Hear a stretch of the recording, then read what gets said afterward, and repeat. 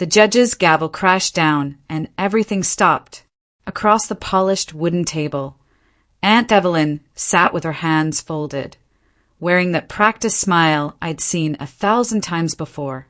My cousin Naomi, barely 10 years old, clutched Grandma's faded blue scarf in her small fingers. Her eyes were red from crying. "The child deserves stability and proper care," Evelyn said smoothly, her voice dripping with false concern. I felt my stomach twist into knots. This wasn't about Naomi's well-being. This was about control, about money, about the estate Grandma had spent decades building. My hands gripped the edge of the wooden bench until my knuckles turned white.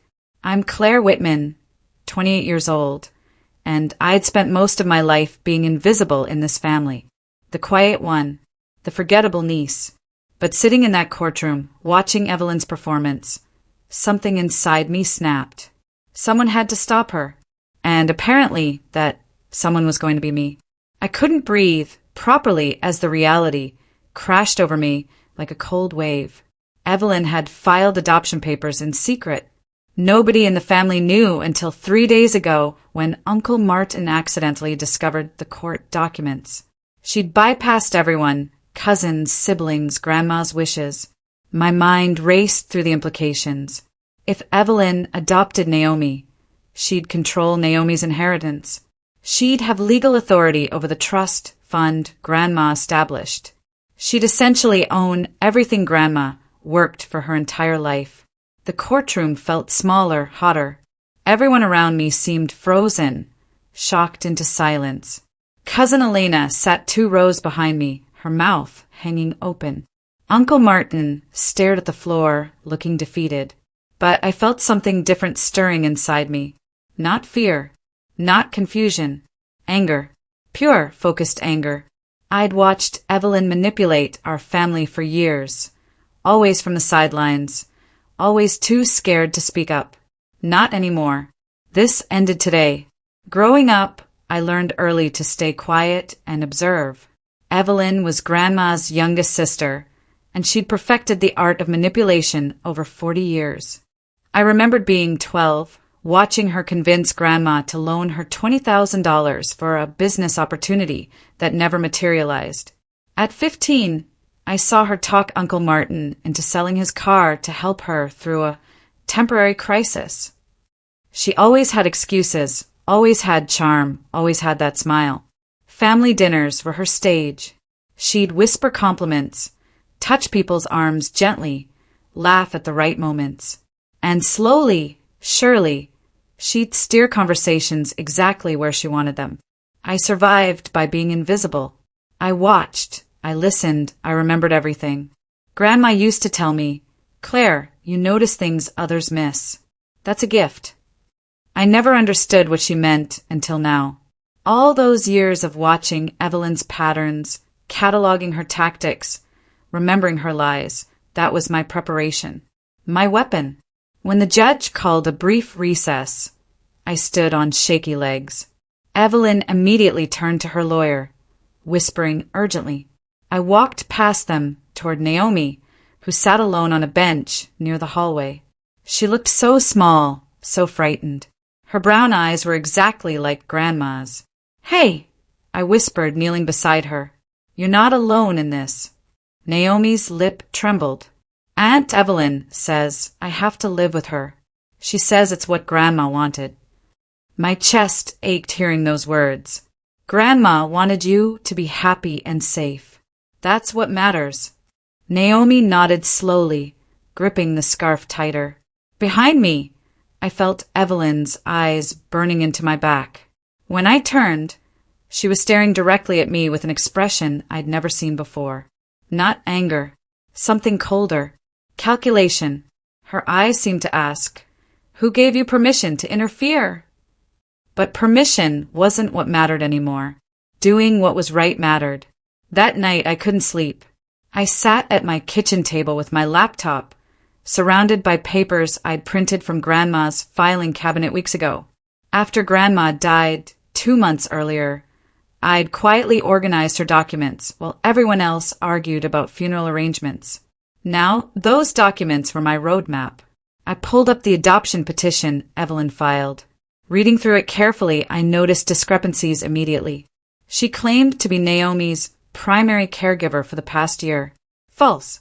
Naomi had lived with Grandma until she passed, then temporarily with Uncle Martin. She claimed Grandma verbally expressed wishes for her to raise Naomi. Also false. Grandma's written will explicitly named Uncle Martin as guardian. I cross-referenced dates, highlighted contradictions, made notes in the margins. Every loophole Evelyn thought she'd covered had cracks. I worked until 3 a.m, building my case piece by piece. This wasn't about rushing. This was about precision. Every move had to count. The next morning, I called Uncle Martin. His voice sounded tired, defeated. Claire, I don't know what to do. Evelyn has lawyers. She has money. I can't fight this. I took a deep breath. You're not fighting alone. I need you to trust me. Silence. Then what do you need? Within hours, I'd also contacted Elena, my cousin who worked as a paralegal downtown. She'd always been skeptical of Evelyn, but never had proof of wrongdoing. When I explained what I'd found, her voice hardened with determination. I'm in. What's the plan? We met that evening at a coffee shop far from the neighborhood. 3 of us huddled over documents, building our strategy. Martin provided character witness statements. Elena researched legal precedents. I organized everything into a coherent case. We worked quietly, without fanfare, without alerting Evelyn. Precision over speed. Strategy over emotion. The preliminary hearing arrived faster than expected. Evelyn walked into the courtroom like she owned it, her expensive suit perfectly pressed, her lawyer carrying a thick briefcase. She radiated confidence. I wore simple clothes, a gray blouse, black pants, and carried only a single folder. The judge reviewed both petitions. Evelyn's lawyer spoke first, painting her as a devoted aunt who'd sacrificed everything for family. I listened carefully, taking notes. When my turn came, I stood slowly. Your Honor, I'd like to point out several inconsistencies in the petitioner's filing. I calmly highlighted 3 factual errors in Evelyn's petition. Small things. Dates that didn't match. Claims that contradicted public records. Nothing explosive, but enough to plant doubt. The judge frowned, making notes. Evelyn's eyes flickered toward me, just for a second, and I saw it. Uncertainty. That tiny crack in her armor thrilled me more than it should have. Her lawyer quickly moved to clarify, but the damage was done. Driving home, Grandma's voice echoed in my memory. We'd been sitting in her garden, 2 years before she died. I was complaining about feeling invisible at family gatherings. She touched my hand gently and said, Claire, everyone else talks. You listen. Everyone else reacts. You observe. That's not weakness. That's wisdom. Notice what others ignore. That's how you survive. That's how you win. I hadn't understood then. I was too focused on wanting to be seen, to be heard. But Grandma wasn't teaching me to speak louder. She was teaching me to see clearer. Now, navigating this battle with Evelyn, those lessons made perfect sense. This wasn't just about saving Naomi. This was about proving that quiet observation beats loud manipulation. That patience outlasts aggression. That the overlooked person in the room might be the most dangerous. I smiled faintly, letting that memory strengthen my resolve. Sunday dinner at Uncle Martin's house was usually awkward, but this week felt different. The whole family gathered, aunts, uncles, cousins, all pretending everything was normal. Evelyn arrived late, making her usual grand entrance. During dessert, I mentioned casually, it's interesting how the adoption petition was filed without telling anyone, almost like it was meant to be a secret. The table went quiet. Forks stopped moving. Eyes shifted toward Evelyn. She laughed lightly. I didn't want to worry everyone during such a difficult time. I was trying to be considerate. But Aunt Patricia frowned. Considerate would have been asking us first. Uncle Jerome nodded. Yeah, this affects the whole family. Small comments, little questions, whispers started circulating around the table. I said nothing else, just ate my pie quietly. Sometimes you don't need to make accusations.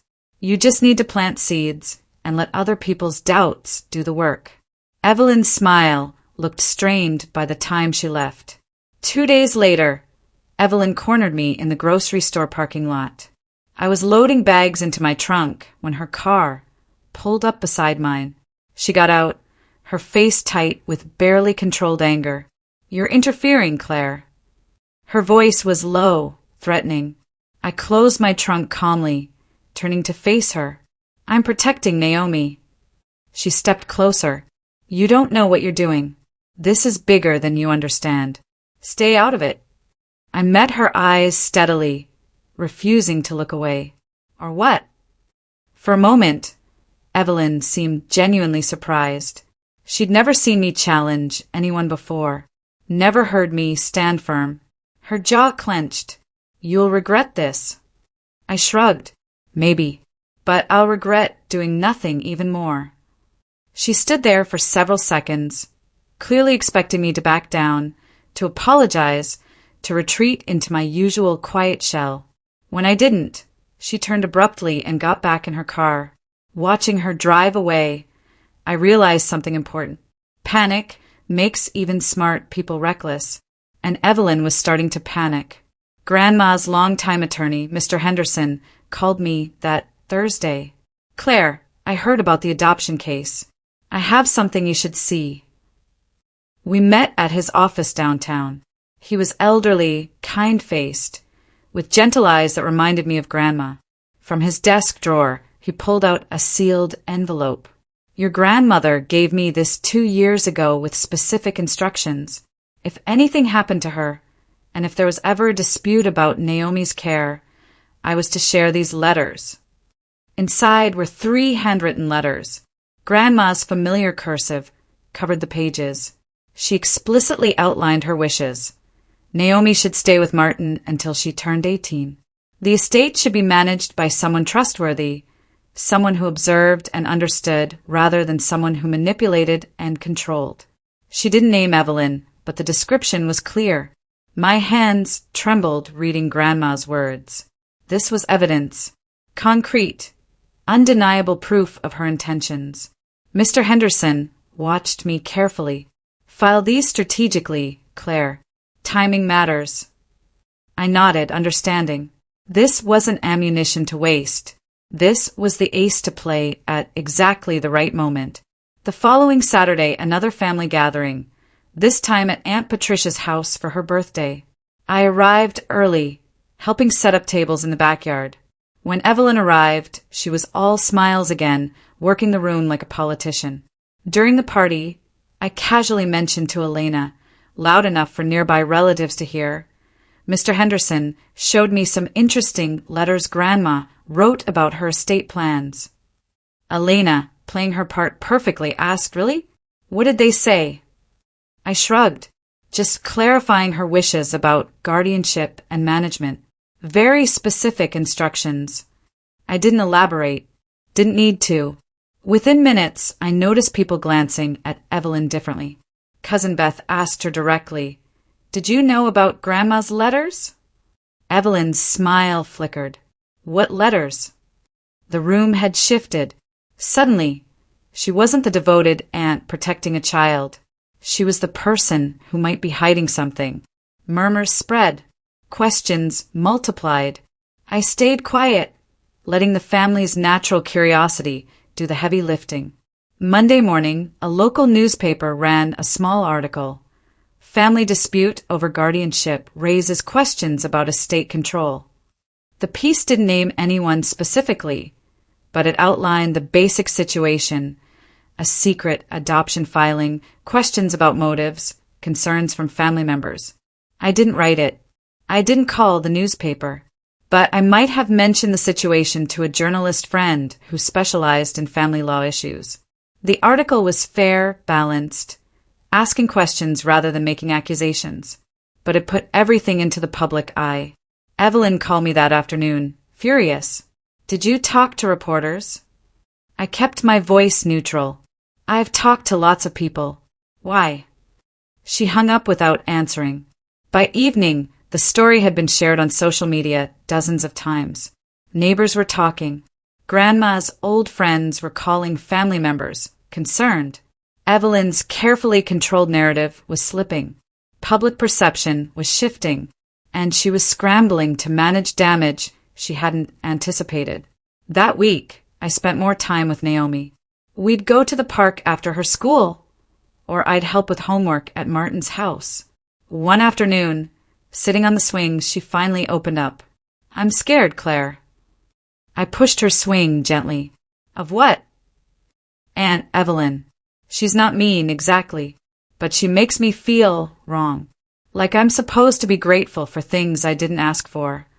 My heart broke hearing that. You don't owe her gratitude. You don't owe anyone anything except being yourself. Naomi looked at me with those serious brown eyes. If the judge asks me, can I say I want to stay with Uncle Martin? Can I say I want you to be involved too? I stopped the swing, kneeling in front of her. You can say whatever feels true to you. Nobody gets to tell you what to feel. She hugged me suddenly, fiercely. I want to stay with you, Claire. My chest tightened. This wasn't about power anymore. This wasn't about winning against Evelyn. This was about protecting this child's future, her happiness, her right to feel safe. Evelyn's lawyer filed an emergency motion claiming I was interfering with the legal process and influencing Naomi inappropriately. The accusation stung, but I'd expected it. Desperation makes people aggressive. I responded through Mr. Henderson, filing a countermotion with evidence of Evelyn's pattern of coercive behavior. I included testimony from family members about her manipulation tactics. I attached financial records showing how she'd borrowed money from relatives and never repaid it. I documented 3 separate occasions where she'd promised care for elderly family members, then abandoned them when it became inconvenient. Everything was factual, documented, provable. No emotions, no accusations, just facts. The judge scheduled a hearing to address both motions. Sitting in that courtroom again, I watched Evelyn's lawyer try to paint me as a troublemaker. But when Mr. Henderson presented our evidence, calmly and methodically, the mood shifted. The judge looked at Evelyn with a different expression. Not hostile, just aware, questioning. Tension climbed thick in the air. Over the next 2 weeks, I built a comprehensive timeline of Evelyn's behavior. Every manipulation, every broken promise, every time she'd prioritized her needs over family welfare. I interviewed distant relatives she'd wronged. I gathered bank statements showing suspicious financial transactions. I documented everything in a clear, organized presentation. Elena helped me cross-reference legal precedents. Martin provided character witnesses. Even Aunt Patricia, who'd always defended Evelyn, admitted she had concerns after seeing the pattern laid out so clearly. This wasn't a personal vendetta. This was a factual case showing someone's history of self-serving behavior. Each piece of evidence was another crack in Evelyn's credibility. Her lawyer tried to dismiss it as irrelevant to the adoption case, but the judge disagreed. Character and history matter when determining what's in a child's best interest, she said firmly. I saw Evelyn's desperation growing. Her confident mask was slipping, revealing the panic underneath. A distant cousin, Thomas, called me unexpectedly. Claire, I need to tell you something. We met at a diner across town. Thomas looked nervous, uncomfortable. Evelyn offered me money. $5,000.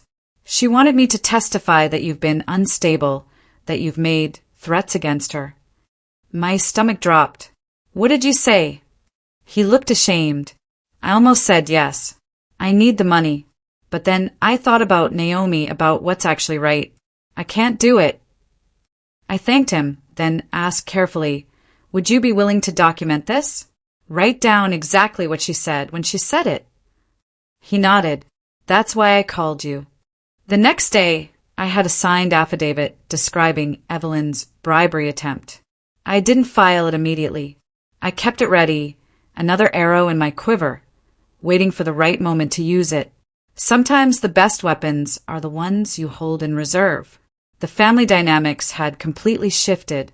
Cousins who'd stayed neutral were now openly supporting Naomi and me. Uncle Jerome offered to testify about Evelyn's financial irresponsibility. Aunt Patricia shared stories about Evelyn's manipulation of Grandma during her final years. Even relatives who'd benefited from Evelyn's charm before were reconsidering their positions. Every quiet conversation, every shared story, every nod of agreement shifted power away from Evelyn. She'd built her influence on controlling narratives, on being the only voice people heard. But now multiple voices were speaking. Multiple perspectives were emerging. The truth was more complex than her simple story of devoted Aunt Sabe's orphan child. At another family dinner, someone asked directly, "Evelyn, why did you file the adoption in secret?" She had no good answer. Her explanations sounded hollow, defensive. The family was waking up to what I'd seen for years. And once you see manipulation, clearly you can't unsee it. The main custody hearing finally arrived. The courtroom was packed with family members. Evelyn's lawyer moved aggressively, trying to accelerate the adoption process, arguing that delays were harmful to Naomi's stability. I sat calmly beside Mr. Henderson, waiting for my turn. When the judge asked for Naomi's preference, Martin brought her forward. She was nervous but clear. "I want to stay with Uncle Martin and Aunt Claire. They make me feel safe." The judge nodded thoughtfully. Then Mr. Henderson presented Grandma's letters, reading portions aloud. Grandma's words filled the courtroom, describing her wishes, her concerns, her explicit instructions. Evelyn's lawyer objected, but the judge overruled. These are relevant to understanding the deceased's intentions. I watched Evelyn's face as Grandma's words contradicted everything she'd claimed. Her confidence faltered. Her hands gripped the table edge. The mask was cracking in front of everyone. The judge asked her directly, "Why should this court believe your version of events contradicts the deceased's written wishes?" Evelyn struggled to answer. During cross-examination, the truth finally emerged completely.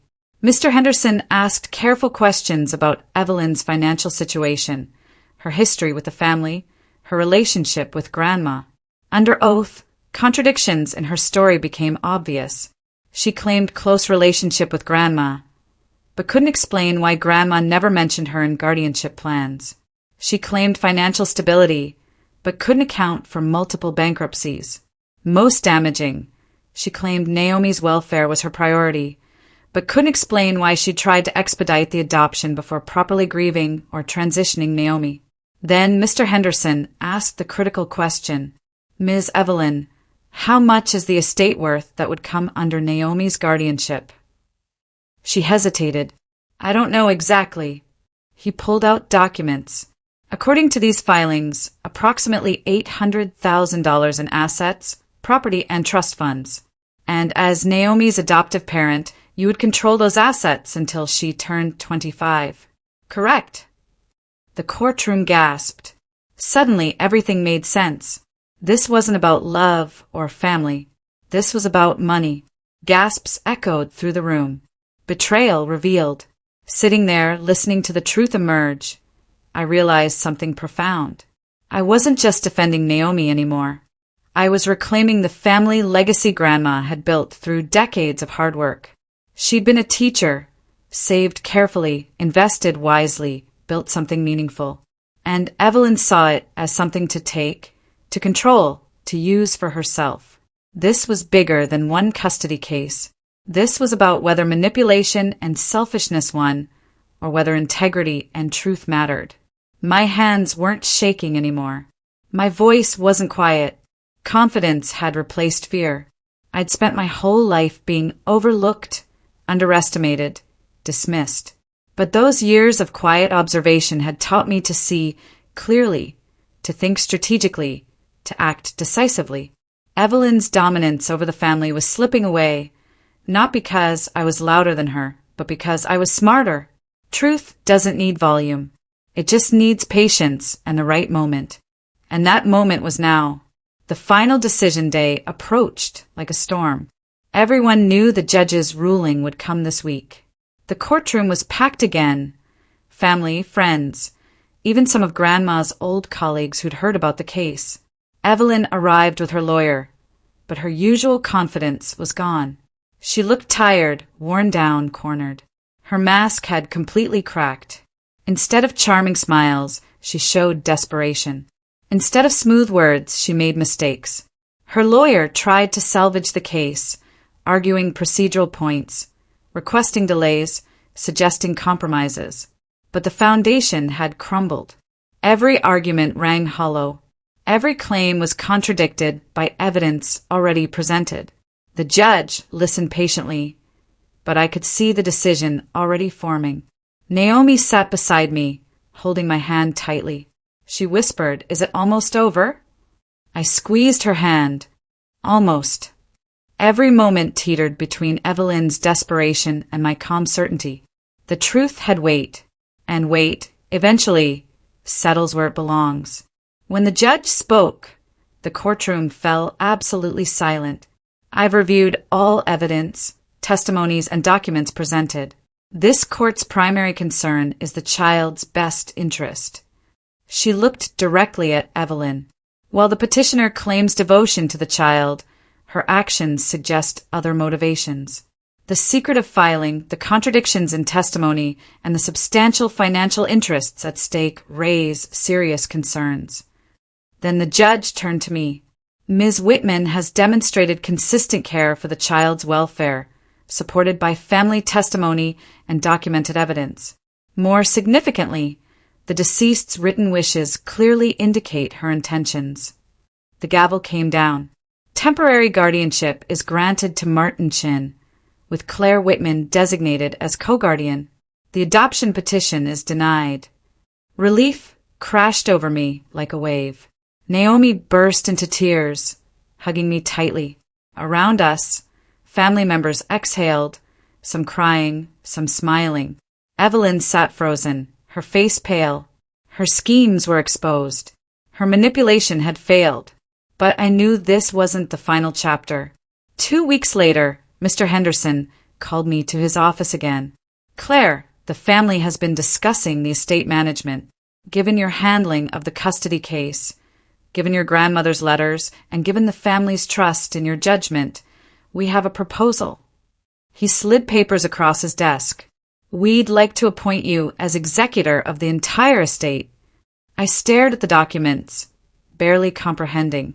Executor, me, the quiet one, the overlooked niece, managing Grandma's legacy, protecting Naomi's inheritance, ensuring everything Grandma built would be used as she intended. I thought about Evelyn's face when she heard this news. Her arrogance would completely collapse. The family had chosen me, not the loudest voice, not the most charming presence, but the person who'd proven competent, trustworthy, strategic. I signed the papers with a steady hand. That evening, the family gathered to make the announcement official. Evelyn wasn't invited. Her influence was gone. Her schemes irrelevant. She'd overplayed her hand so badly that the consequences were total and complete.